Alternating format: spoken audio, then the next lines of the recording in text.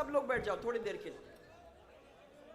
मेहरबानी करके आप लोग प्लीज महिलाओं से मेरे को मुलाकात करने दे दो प्लीज।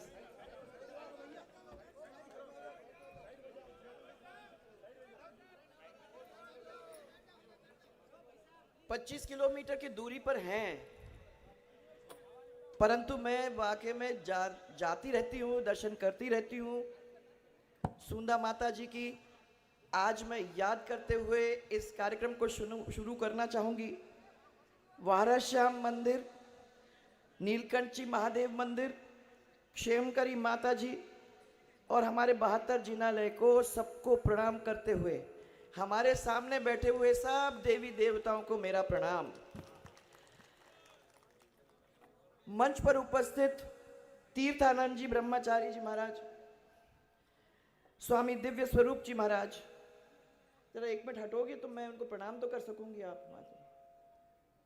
स्वामी सोमगिरी जी महाराज, आपके आशीर्वाद आज इस मंच पे हैं तो बड़ा खुशी और अच्छा लगता है, क्योंकि मैंने हमेशा माना है कि सबसे पहले तो भगवान जो भी चुनाव लड़ता है, जो भी बड़ा काम करता है, जो भी अच्छे काम घर में अपन करते हैं, सबसे पहले अपन ईश्वर को याद करते हैं, उसके बाद हमारे स्वामी संत उनके आशीर्वाद लेते हैं, और फिर जो हमारे सामने बैठे हुए इतने सारी देवी देवता हैं उनके दर्शन और उनके आशीर्वाद लेकर फिर जमीन पर उतरने का काम करते हैं।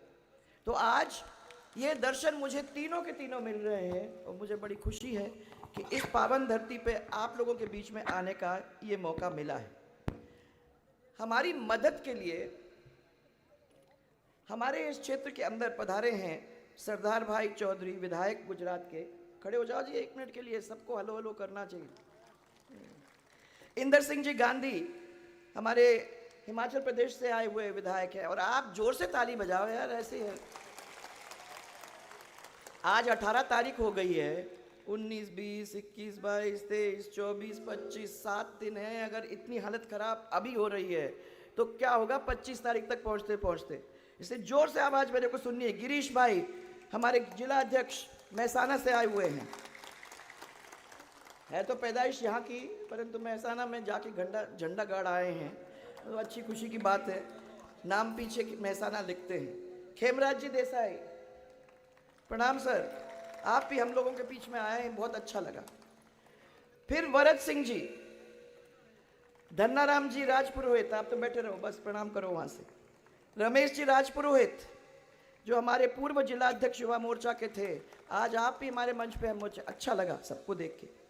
सभी पदाधिकारी, सभी मंडल के अध्यक्ष, सभी कार्यकर्ता, सभी इतनी भारी संख्या में आए हुए सब हमारे परिवारजन जो यहाँ बैठे हुए हैं, आप सबको मेरा बहुत बहुत प्यार और मेरा बहुत बहुत प्रणाम।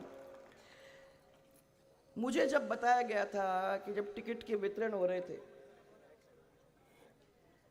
कि क्या है आप ही भीनमाल में इनको फिर से टिकट कहाँ से अपन देंगे, चल नहीं सकता बेचारा, बोल नहीं सकता, वो क्या करेगा, कैसे पहुंचेगा इन लोगों के बीच में। मैंने कहा मेरे साथ चलो तो सही, भीनमाल में आपको दिखाती हूँ, शायद आपने किसी गलत आदमी के साथ टकरा गए हो, किसी और आदमी से बात करे हो। मैं मिलाती हूँ उसको जिसको इस क्षेत्र के अंदर पूराराम चौधरी कहते हैं। मुझे तो नहीं लगता कि चलने में कोई प्रॉब्लम हो रही है, मुझे तो नहीं लगता कि बोलने में कोई प्रॉब्लम हो रही है। मैं तो इनको कहने वाली थी भैया थोड़ा धीरे बोलो। ये तो वो है पूराराम जी चौधरी,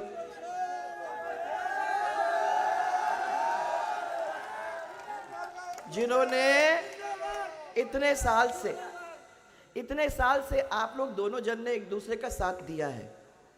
जब भी मैं आती हूँ यहाँ, मुझे मालूम है कि ये क्षेत्र वो क्षेत्र है जहाँ पूराराम जी और आप लोग मिलकर के काम करते हो।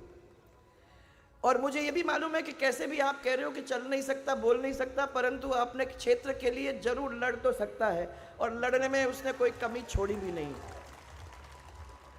मैं जब वहाँ आई थी, मैंने सोचा था, जब मुख्यमंत्री थी, मैंने सोचा था कि भीनमाल से मुझे कुछ करने की जरूरत नहीं पड़ेगी, परंतु मैंने देखा कि भीनमाल के अंदर सबसे ज्यादा अगर किसी ने हल्ला मचाने का काम किया है तो वो इस विधानसभा के क्षेत्र किया है।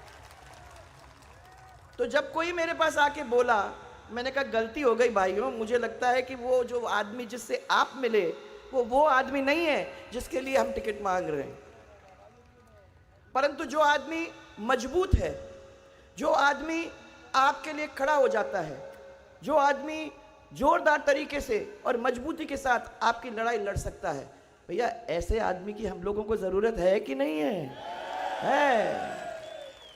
और मुझे खुशी है आज आप लोगों के बीच में आने का मुझे मौका मिला, क्योंकि मेरे को खुद आंखों से यह देखने को मिला कि आप लोगों के बीच का बंधन जो है वो अटूट है, अच्छा है, और वो हम लोगों को 25 तारीख को जिता के छोड़ेगा।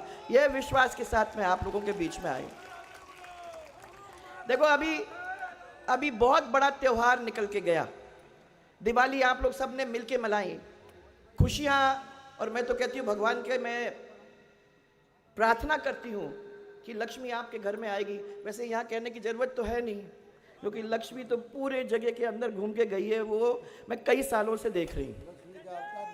हाँ, लक्ष्मी का तो कह रही हूँ, इसीलिए मैं कह रही हूँ कि लक्ष्मी जी का तो बहुत माने यहाँ प्रेम है, वो आती रहती हैं टाइम से, तो इसीलिए मुझे ज़्यादा चिंता नहीं है, परंतु कहना पड़ता है दिवाली के टाइम में लक्ष्मी आपके घर आए और आपको सबको खुशहाल बनाए और तरक्की के रास्ते पे ले जाए, जिस तरक्की के रास्ते पे ऑलरेडी आप लोग चल चुके हो।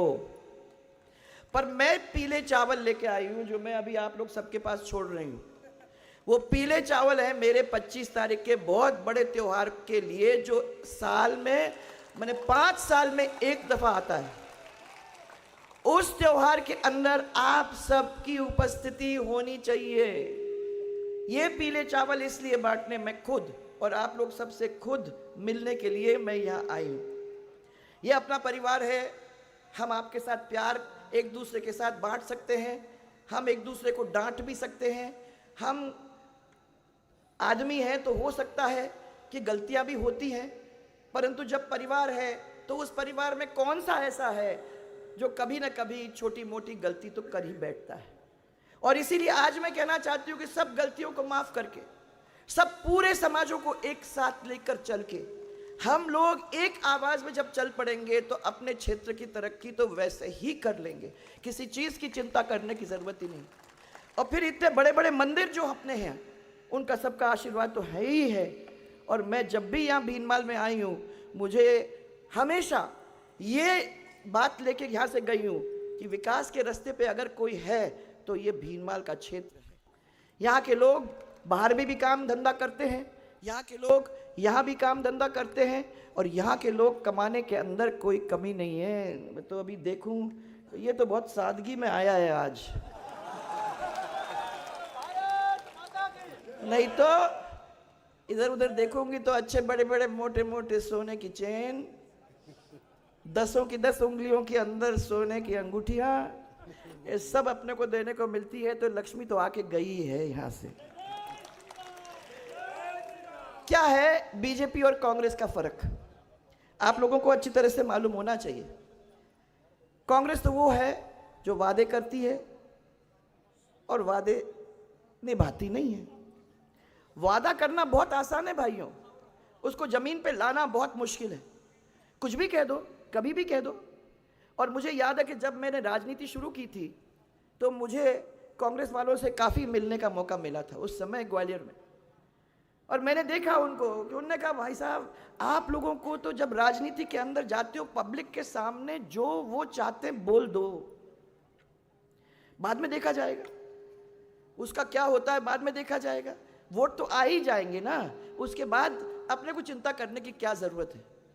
मैंने हमेशा अपने कार्यकर्ताओं को, वो खुद भी ये बात ठोक बजा के कही है कि अपने को उतनी ही बात करना है, उतने ही वादे करने हैं जिन वादे को अपन पूरा कर सकते हैं, नहीं तो किसी के बीच में झूठ नहीं बोलना। अभी अभी मुझे याद है कि पिछले 2018 के चुनाव के पहले मैं आप लोग सबके बीच में आई थी, गौरव यात्रा में आई थी। मैंने गौरव यात्रा में पूरी रिपोर्ट कार्ड इनके सामने खड़े होकर बताई थी कि 5 साल जो इतना कम समय होता है, इसमें हम लोगों ने सबने मिलकर मेहनत में कोई कमी नहीं छोड़ी है, और जो जो काम अपन ने वादे किए थे उसको ज़मीन पे लाने का काम हम लोगों ने किया है। ये मैंने आपको रिपोर्ट दिया। उस समय आपको याद होगा कि इस प्रदेश के अंदर करीबन 28 लाख किसानों को 8,000 करोड़ रुपया, इस विधानसभा क्षेत्र के अंदर 19,000 किसानों को करीबन 60 करोड़ रुपया लोन देने का, लोन माफ़ी करने का, 50,000 तक का लोन माफ़ी करने का काम किया। और मैंने खाली कहा नहीं, मैंने आप लोगों को एक पत्र भी दिया। उस पत्र पे लिखा था, आपका नाम भी लिखा था, आपका लोन का अमाउंट भी लिखा था, और आप लोग खुश होके गए। ऐसे कई चीज़ें थी। परंतु जब चुनाव का समय आया, 2 दिन पहले आपके सामने कांग्रेस के लोग आए, और कांग्रेस के लोग ने आपको बहलाया, फुसलाया, और आपको गिनती सिखाने का काम किया। आपको बताया कि 1 से लेकर 10 तक कैसे गिने जाते हैं। आप भी उनकी बातों में आ गए, आप भी खुशी खुशी उस पर लग गए, आप भी 10 तक गिन के बैठे, और कह दिया उन लोगों ने कि आप चिंता मत करो, 10 दिन के अंदर हमारी सरकार आते ही आपके सब सब सब कर्जे माफ हो जाएंगे। तो या तो आपको जरूरत भी क्या है, कर्जे तो सब माफ हो ही गए होंगे। अरे वहां से शुरू हो रही है। चुनाव के 10 दिन बाद, चुनाव के 10 दिन बाद 19,000 किसानों की जमीन कुड़क हो गई है, और करीबन 350 किसान आत्महत्या कर बैठे हैं। परंतु किसी के कान में जू नहीं रेंग रही, सब खुश, क्योंकि वादे तो करने ही है। उस समय वादा और आपको किया कि चिंता मत करो, जो लोग बेरोजगार हैं उनको बेरोजगारी का भत्ता तो हम देंगे ही देंगे, साथ में 2 साल के लिए, और साथ में हम उन लोगों को नौकरी देने का काम करेंगे। अरे भाइयों, क्या हुआ उसका? 19 बार पेपर लीक, रीट की परीक्षा में बेचारे पढ़ पढ़ के थक के रह गए। कोई भी पद अभी तक भरा नहीं है। मैंने 5 साल में गहलोत सरकार ने 137,000 सरकारी नौकरियां दी, ये कहते हैं, परंतु सच्चाई तो यह है कि उसमें से 120,000 भर्तियां हमारी थी, क्योंकि हमने सब तैयारी करके, परीक्षाएं करके, सब कुछ तैयार करके छोड़ के गए थे। बस उनको खाली उनको पोस्ट देने की जरूरत थी और दस्तखत उसके ऊपर करने की जरूरत थी। वो आप मत गनिए। और अगर आप फिर देखोगे तो 17,000 नौकरियों से ज़्यादा, 20,000 नौकरी से ज़्यादा इन्होंने नौकरियां नहीं दी हैं, क्योंकि सरकारी नौकरी की परीक्षा करनी पड़ती है, और पेपर लीक इतने बार हुए हैं कि उन पेपर लीक की वजह से किसी को भी नौकरी नहीं मिली। तो नौकरी नहीं मिली तो बेरोजगारी का भत्ता क्यों? वो सबको कह दिया हाँ हाँ बेरोजगारी का भत्ता देंगे। है कोई यहाँ जिसको बेरोजगारी का भत्ता मिला? अरे होगा कोई, एक इधर उधर छिपा होगा, उसको बता दो। नहीं है ना? तो एक भी आदमी को बेरोजगारी का भत्ता नहीं मिला। हमारे समय में हम लोगों ने बेरोजगारी का भत्ता उन बच्चों को दिया जो पास होके अपनी परीक्षा की तैयारी कर रहे थे। हमने कहा कि जब ये काम कर लेंगे, जब इनको नौकरी मिल जाएगी 2 साल के अंदर, तो हम बेरोजगारी का भत्ता खत्म कर देंगे, पर इनके माँ बाप के ऊपर ये बोझ नहीं बने, ऐसी परिस्थिति बनाने के लिए हमने ये बेरोजगारी का भत्ता लोगों को दिया है।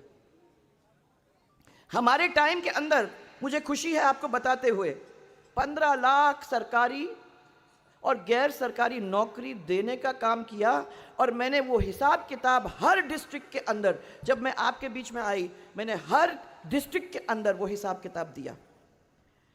24 घंटे की बिजली तो मिल ही रही होगी, ये तो बहुत खुशी से आपको बता ही रहे थे। अभी क्या है, जनरेटर चल रहा है क्या? जनरेटर चल रहा है तो पानी कैसे पीते हो मुझे नहीं मालूम, परंतु मैं ये आपको कह सकती हूँ कि अपने टाइम में अपन ने 22 घंटे बिजली दी। कहा था महिलाओं के लिए जो सिंगल फेज की बिजली थी, बताओ सबको 22 घंटे बिजली मिली कि नहीं मिली? उस समय हमारे टाइम में 22 मैंने घंटे आपको बिजली दी थी, और वो इसलिए दी कि हमारी जो महिलाएं हैं वो पहली दफा राजस्थान के इतिहास में वो बिजली देने का काम हम लोगों ने किया था। और वो इसलिए किया था कि घर में बच्चा पढ़ता है, रात को बिजली नहीं होती, खूब भोजन के टाइम में 51 डिग्री हीट गर्मी में वो आप लोग घर आते हो तो उसको थोड़ा ठंडक हो जाए, पंखा चल जाए, एक लट्टू जल जाए, आपका फ्रिज चले या आपका कूलर चले, इसके लिए आप लोगों को वो 22 घंटे दी थी। आज वो बिजली आपको तो याद भी नहीं होगी, क्योंकि अब तो उसको तो गोल करने का काम इन लोगों ने कर ही दिया है। और जहां तक किसानों की बिजली है, वो जो 6-7 घंटे हम लोग देते थे और दिन में देने की कोशिश करते थे, अब टूट टूट के अगर आती है तो टूट टूट के आती है और किसान को रात को खेत में खड़ा होना पड़ता है। ये तो पर 3 घंटे से भी कम आप लोगों को खेत में टूट टूट कर बिजली मिलती है। ये तो हालत है बिजली की। और आपको लगता है कि वो हो मजे आ गए, हमको तो 100 यूनिट बिजली फ्री दे दी है। कौन सी बिजली फ्री, जब आती ही नहीं है तो कहां आपको 100 यूनिट बिजली फ्री मिलने वाली है। परंतु इससे और आगे अगर आपने बिल पढ़ा तो उसके ऊपर लिखा है सरचार्ज, पढ़ा ना सरचार्ज, 58 करोड़ रुपए सरचार्ज ऐसे पूरे प्रदेश से इकट्ठा कर लिया है। आपके जेब में से निकाल के अपने जेब में डाला, फिर आपको कह दिया कि 100 यूनिट बिजली आपको फ्री, और उसी जेब का पैसा जो आप ही का है उसको निकाल के फिर आप लोगों के बीच में फैलाने का काम कर दिया। तो वो उनके जेब से कुछ नहीं गया है, वो सब आप ही का पैसा है। 72 घंटे के अंदर आपको ट्रांसफॉर्मर बदल के दिया होगा कुछ चांस है। 72 घंटे तो क्या, 72 दिन में अगर आपको ट्रांसफॉर्मर मिल जाए तो गनीमत है। परंतु यहां कोई सुनने वाला नहीं है। किसके पास जाएं, किसको कहें? पीने के पानी की मुसीबत सब लोगों ने उस समय याद था, माही का पानी आएगा, उसका पानी आएगा। मैंने कहा है कि जवाई डैम को भरने का काम हम लोगों को करना है। जवाई डैम के अंदर किस तरीके से पानी आएगा, वो आपकी भारतीय जनता पार्टी की सरकार आएगी तो वो आप लोगों को बताएंगे कि जवाई कैसे भरेंगे और जवाई के अंदर से किस तरीके से उस पानी को आगे सब दूर लोगों के बीच में ले जाने का काम हम करेंगे। और मैंने उस समय 6000 करोड़ रुपया भी अलग रखा हुआ था, परंतु उसको इस्तेमाल करने का काम इन लोगों ने नहीं किया। ये तो वो बात है। आज मैं आपको कहना चाहती हूँ कि इन महिलाओं की वजह से हम लोगों ने भामाशाह योजना चालू की, कार्ड बनाया, कार्ड के अंदर सब पैसे डाले ताकि इधर उधर पैसे न जाएं और उस पैसे को सही तरीके से परिवार वाले इस्तेमाल कर सकें और महिला का सम्मान हो सके, इसके लिए वो कार्ड बनाया। उस कार्ड के साथ हमने भामाशाह स्वास्थ्य बीमा योजना जोड़ा। आज उसको चिरंजीव के नाम से पुकारा जाता है। हमने कहा था कि 30,000 रुपये से 3 लाख तक, इसमें सरकारी अस्पताल, इसमें प्राइवेट अस्पताल सब जुड़ने को तैयार थे। आज प्राइवेट अस्पताल के लोग कहते हैं कि हम तो बिल्कुल जुड़ेंगे नहीं, और इन्होंने आपको बहलाने के लिए, फुसलाने के लिए फिर शुरू कर दिया है। अरे 3 लाख, पहले फिर 5 लाख, फिर उसको 10 लाख, फिर उसको 25 लाख, और अभी अभी चुनाव के पहले 50 लाख। सच्चाई तो क्या है भाइयों? किसके ऊपर 50 लाख खर्च होते हैं आपको भी अच्छी तरह से मालूम है। औसतन 12-13 हज़ार से लेके 20 हज़ार एक एक आदमी के ऊपर खर्च हो गया तो बहुत बड़ी बात है। मैं इसलिए आप लोगों को कहना चाहती हूं कि ना हमको 50 की जरूरत थी, ना 25 की जरूरत थी, ना 10 की जरूरत थी। हाँ, 5 लाख तक चला जाता तो और फायदा हो जाता, परंतु 30 हज़ार से 5 लाख तक भी हमको मिल जाता और दोनों प्राइवेट और सरकारी अस्पताल एक साथ हो जाते, सही तरीके से उनका पेमेंट हो जाता और व्यवस्थित तरीके से इसको पहुंचाने का काम होता, तो आज आप लोगों को परिवार के अंदर कोई चिंता ही नहीं होती। मैं आपको बताना चाहती हूं भाइयों कि वादे उस समय नाम देते थे, वो वादे। कांग्रेस बहुत चालाक है, वो जानती है कि शब्दों को बदलने से हमको कैसे फायदा मिल सकता है। पहले वायदों के नाम से आपको कहा हम महिलाओं को पूरी तरह से सुरक्षित रखने का काम करेंगे, चिंता करने की जरूरत नहीं है, बहुत बड़ा वादा है। आज आपको सबको मालूम है कि हमारी लड़की घर से बाहर जाती है स्कूल जाने को तो हमारा दिल धड़कता है जब तक वो वापस घर नहीं आती है। सबसे ज्यादा अगर महिला असुरक्षित कहीं है तो वो है हमारे प्रदेश के अंदर, और हम सब का सिर शर्म से झुक जाता है कि अगर हम अपनी महिलाओं की इज्जत को नहीं बचा सकते तो फिर कैसे लोग हैं हम लोग, कैसी सरकार है हमारी जो हमारी इतनी भी बात को सुन नहीं सकती। मैं आपको ये बताना चाहती हूँ कि महिला जब तक सुरक्षित नहीं है तब तक प्रदेश का आगे बढ़ना और विकास करना बहुत मुश्किल काम हो जाता है। परिवार को सशक्त बनाने वाली उसकी महिला है, और इसीलिए हम लोगों ने ये दोनों काम आप लोगों के लिए करके दिए थे। राजश्री की योजना की थी कि बच्ची पैदा होके 12वीं तक पहुंचेगी तो 50,000 का बॉन्ड उसको मिलेगा। आज मुझे खुशी है आप लोगों को बताते हुए कि ये आपके नए मैनिफेस्टो के अंदर हम लोगों ने तय कर दिया है कि पैदा होते ही उसको 2 लाख का बॉन्ड मिलेगा, और वो 2 लाख का बॉन्ड जब वो बड़ी हो जाएगी तब उसको तोड़ के उसके पैसे अपनी शादी के बाद उसको मिल सकते हैं। ये परिस्थिति हम लोगों ने करने की कोशिश की है। मैं ये कहना चाहती हूँ, पेट्रोल डीजल कम हुआ? बताओ बताओ। बड़ा है। आपने एक धंधा जरूर चालू कर दिया, एक धंधा चालू कर दिया। वो महंगाई हो गई तो एक धंधा चालू कर दिया। अब पेट्रोल और डीजल पंजाब से, हरियाणा से आके यहाँ दूसरे दाम पे बिकना शुरू होता है। उसको कहते तस्करी, परंतु मैं किसके धंधे को मारूं और क्यों मारूं? किसी को धंधा तो मिल ही रहा है। ये तो परिस्थिति है। हमारी सरकार क्यों नहीं कर सकी? नहीं कर सकी। आप लोगों की प्रॉब्लम्स और भी थी, पर सच बात, हाँ, ये बजरी माफिया तो वाकई में गरीब को इसने मार दिया है। आपके जो दाम पहले मिला करते थे, आज कितने बढ़ गए हैं? 30,000 एक ट्रक का, करीबन 25 से 30 हजार रुपया। वो गरीब बनाएगा घर तो कैसे बनाएगा? ये माफिया के मारे पूरे राजस्थान के अंदर नाक में दम है।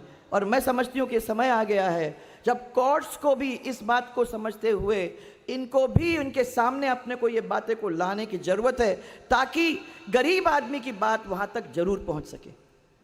ऐसे नहीं है, ऐसे तो बहुत सारे हैं। आपके बांदी सिंदरा बांध के ओवरफ्लो पर गेट लगाकर समझौते के तहत 33% हिस्से का पानी नदी में छुड़वाना था, ताकि आसपास के उसमें आप लोगों को रिचार्ज हो सके। ये छोटे छोटे काम है भाइयों, ये तो ऐसे काम है जो मैं समझती हूँ कि कोई भी सरकार जो चुस्त दुरुस्त है वो ये काम कर कर आपके लिए छोड़ भी सकती थी। परंतु आज मैं देखती हूँ, गौरव पथ तो बन गए थे हमारे टाइम में, स्कूल बन गए थे हर पंचायत के हेडक्वार्टर पे, 0 से लेके 12 तक। जो बच्चे, जो स्कूल का सिस्टम, जो शिक्षा का सिस्टम 26वें पद पे था पूरे देश के अंदर, वो 5 साल के अंदर दूसरे पद पे आ गया। टीचर था तो स्कूल भी था, हॉस्पिटल था तो डॉक्टर भी था। हमने इन लोग सबको कह दिया मत खोलना जब तक पूरे वहां नहीं है। अगर डॉक्टर नहीं है, अगर टीचर नहीं है तो मतलब क्या हुआ? बिल्डिंग बनाने से कोई मतलब नहीं है। हमारे समय के अंदर टीचर भी था, डॉक्टर भी था और ये सब व्यवस्था चलती थी। परंतु आज आपको स्कूल है तो डॉक्टर नहीं, आपको अस्पताल है, स्कूल है तो टीचर नहीं, और अस्पताल है तो डॉक्टर नहीं। ये जगह जगह पे आप लोगों को देखने को मिल रहा है। और सच तो ये है भाइयों कि कांग्रेस का मतलब झूठ की गारंटी। आजकल इन्होंने नया कर दिया है, 7 गारंटी रोज अखबार में निकल रहा है, आपने देखा होगा। उनने मैनिफेस्टो, अपना घोषणा पत्र नहीं निकाला, पहला पृष्ठ लेते हैं, उस पर 7 नंबर लिखते हैं कि ये भी देंगे, ये भी देंगे, ये भी देंगे। वो वादा जो पहले वादा कहा जाता था, अब वो गारंटी के नाम से पुकारा जाता है। चीज़ तो एक ही है। जो वादा पूरा नहीं हुआ वो गारंटी कैसे पूरा कराएगा? इसको चीज़ ध्यान में रखने की ज़रूरत है। कांग्रेस का मतलब है महिला के अत्याचार की गारंटी। हमारे हिसाब से कांग्रेस का मतलब है दलित अत्याचार की गारंटी। कांग्रेस का मतलब है भूख और भ्रष्टाचार और भय, इसकी गारंटी। कांग्रेस का मतलब है बेरोजगार की गारंटी, और जबकि भारतीय जनता पार्टी का मतलब है सुरक्षा की गारंटी। उसका मतलब है भ्रष्टाचार से मुक्ति, ऐसा शासन दिलाया जाए, उसकी गारंटी। 0 पेपर लीक, उसकी गारंटी। क्योंकि मुझे मालूम है कि हमारे 5 साल के अंदर कभी भी पेपर लीक नहीं हुआ था और लोगों को नौकरी मिलने का काम, दिलाने का काम हम लोगों ने किया। भेद रहित विकास की गारंटी। हमने कभी नहीं जोड़ा कि भैया ये समाज का इसको नहीं मिलना चाहिए, ये समाज का इसको मिलना चाहिए। सब लोगों को जोड़ने के काम किया। 36 के 36 कौम एक साथ एक टेबल पे बैठ के सबका विकास एक साथ करने का काम हम लोगों ने करने की कोशिश की। हर सर पे छत रखने की गारंटी और हर हाथ को काम, इसके लिए कोशिश करने में हमेशा लिखा उसमें कोशिश। देऊंगी मैं, जितने हो सकते हैं उतना देने का काम हम लोग करेंगे। हमारे टाइम में 15 लाख तक उसको पहुंचाने की गारंटी हमने दी थी और उसको करा के हमने छोड़ा। आज चाहे जल स्वावलंबन हो जिसको इन्होंने रोक दिया, चाहे आपका टोल सड़क के ऊपर, आपको याद होगा कि आप लोगों ने मेरे को कहा कि ये टोल करते हैं तो हमारे तो सड़क टोल फ्री करा दीजिए। हमारे गांव आसपास हैं, क्या होगा, टोल फ्री कर दिया। जैसे ही इनकी सरकार आई वापस फिर टोल लग गया। तो ये इस किस्म के लोग हैं, उनको जनता से मतलब नहीं है, उनको अपने पेट से, अपने घर से, अपने परिवार से, अपने मिलने वालों से ही मतलब है। जब तक वो खुश तो वो भी खुश। परंतु हम लोगों ने दूसरा कहा है, ये पार्टी बैठी है आपके सामने, हमारा मतलब है, बीजेपी का मतलब है सेवा। सेवा माने आप लोग हमारे परिवार के हो, पहले आपकी सेवा होगी, पहले आप खुश होंगे, पहले आप मजबूत हो जाएंगे, पहले आप खड़े हो जाएंगे, पहले आपके घर के अंदर खुशहाली आ जाएगी, पहले आपके मुंह के ऊपर मुस्कान, आपके चेहरे पे मुस्कान हमको दिखाई देगी, तब हम खुश होंगे। हमारा सबसे बड़ा और सबसे अमूल्य रत्न क्या है? वो है आपका प्यार। मेरे से किसी ने अभी पूछा कि आप तो सब लोगों के बीच में जा रहे हो, क्या हो रहा है, बहुत थकते होंगे। मैं कहा थकान कहाँ, जब इतना प्यार मिलता है तो कौन सी थकान। चलाओ जितने घंटे चलाना है, प्यार देते रहो, हम लोग दौड़ते रहेंगे। देखी नहीं इसकी आवाज़ कितनी मजबूत हो गई है, देखी नहीं कितनी आवाज़ मजबूत है। अरे भाई कोई आके देख ले कि प्यार का इंजेक्शन कितना ताकतवर हो जाता है। विटामिन बी का कुछ नहीं है इसके सामने। प्यार देते रहो और देखते रहो कि कैसे कैसे लोग दौड़ते भागते आपका काम करते हैं। दूसरे, मुझे बहुत खुशी की बात यह भी है, भ्रष्टाचार, यहाँ कोई भी किसान यहाँ बैठा हुआ है, इस सरकार के अंदर अगर छोटा सा छोटा काम करने भी गया हो, नामांतरण हो, नकल हो, छोटे काम करने के लिए जाता है तो उसको बिना नहीं मिलता नहीं है। हमारे लोग जो यहाँ बैठे हुए हैं, कोई भी ऐसा नहीं है जो किसी के जेब में हाथ डालता है। ये सबसे बड़ी बात है। और मैं कहती हूँ कि दिल और दिमाग से राजनीति होती है। दिमाग तो ठीक है चलाओ, परंतु जब तक उसके साथ दिल नहीं जोड़ोगे तब तक वो राजनीति सफल नहीं हो सकती है। और उसको सफल बनाने के लिए किसी के जेब में हाथ डाल के उसको दुखी बना के हम लोग सफल नहीं हो सकते हैं। इस चीज़ को अपने को ध्यान देना है। और एक ध्यान और देना है कि जो पैसा है वो हमारा नहीं है, वो इस जनता का है। वो इस जनता, इस 33 कोटि देवी देवताओं का है और इस मंदिर के अंदर ही लगना है। अगर नहीं लगा तो उसका पाप हम सबको झेलना पड़ेगा, को सबको झेलना तो पड़ेगा ही। आज मैं सिर्फ एक चीज कहने आई हूं, ये अपना जाना माना बब्बर शेर, ये जोर से गुर्राता है परंतु साथ में हाँ।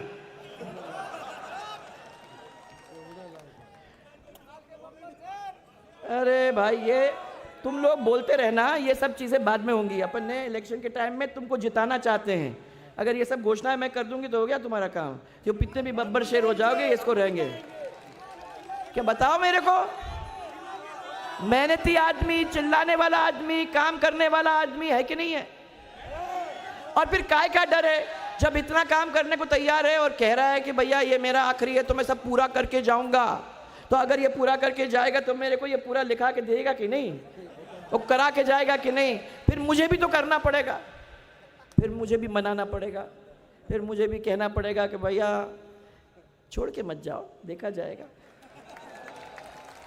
इसलिए आज मैं आपको कहने आई हूं, इसने तो बहुत मेरे को कहा और मैं आपको याद दिला दूं, 17 करोड़ की लागत से 33 केवी के 13 GSS बनाया। अब वो हाँ, अब वो कमजोरी, अब आप वो हाँ 137 करोड़ की लागत से भीनमाल क्षेत्र में पेयजल के लिए नर्मदा ट्रांसमिशन मेन परियोजना हम लोगों ने प्रारंभ की थी, परंतु ये सरकार इसको भी अपने इस कार्यकाल के 5 में नहीं कर सकी। ये होना चाहिए था क्योंकि इसका पीने का पानी का इंतजाम सब लोगों के लिए हो जाता। 8 करोड़ की लागत से सीवरेज का ट्रीटमेंट प्लांट, बोलो नहीं किया तो हो गया था। ट्रीटमेंट प्लांट तो हो गया भाई साहब, अब ये तो सोचो जरा, जाके देख के आओ। ओके, 25 नए पशुपालन सब सेंटर हो गया, ये हो गया है, ये हो गया है। 24 करोड़ की लागत से 80 विद्यालयों का निर्माण, 16 करोड़ की लागत से 25 सड़कों का नवीनीकरण, 38 करोड़ की लागत से PMGSY के अंतर्गत 60 गांव को सड़क से जोड़ने का काम, 3 करोड़ की लागत से भीनमाल में ADJ, यस यस, और सभी ग्राम पंचायत के ग्रामीण गौरव पथ से जोड़ने का काम, और सभी पंचायतों में ग्राम पंचायत हेडक्वार्टर को जोड़ने का काम, और उन्हीं पे उच्च माध्यमिक स्कूल उनको खड़ा करने का काम विथ टीचर, ये हम लोगों ने करने का काम किया है। अब मेरे पास ये 2-3 इश्यूज हैं कि वर्षों से जो बसी आबादी की बस्तियां हैं, रिकॉर्ड में गैर मुमकिन आबादी दर्ज नहीं है, इसलिए इन लोगों को पट्टे नहीं दिए जा रहे हैं। इसके बारे में इन लोगों ने बहुत लड़ाई झगड़ा किया भी है।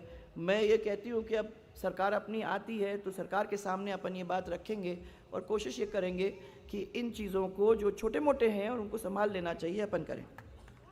और मैं आज खाली एक ही चीज़ कहने आई हूँ, ये मेरी जिम्मेदारी अकेले की नहीं है भाइयों, ये आप लोग सबकी जिम्मेदारी है। मैं खाली ये कह के कि भैया इनको वोट दे दो, ये तो इतने अच्छे व्यक्ति हैं, इनके सामने कर दो, ये अकेले अकेले मैं नहीं कहने वाली हूँ, आप लोग भी कहो। आपने बहुत हाथ हिला के मेरे को बताया है कि भैया ये तो बेस्ट आदमी है और हम इसको जिता के भेजेंगे, तो फिर ये माला है डालूं तो बोलो। आज तुमने हाथ लगाओगे इसको, बोलो डालूं, हाथ नहीं दिख रहे मेरे को, डालूं। अब ये आपकी जिम्मेदारी और जोरदार तरीके से आपने को जिता के भेजना है, याद रखना है सबको। बहुत सारा मेरा आप लोगों को प्यार, तो बहुत बहुत मेरा धन्यवाद आप लोग सबको। तुम प्रेस के कर रहे हो यार, हाँ मैं कह मेरे को कहेंगे कि मैं इनको लुभा रही हूँ फिर। अरे ये तो अभी आदमी की जांच हो रही है यार। चलो सबको बहुत बहुत धन्यवाद, बहुत सारा प्यार।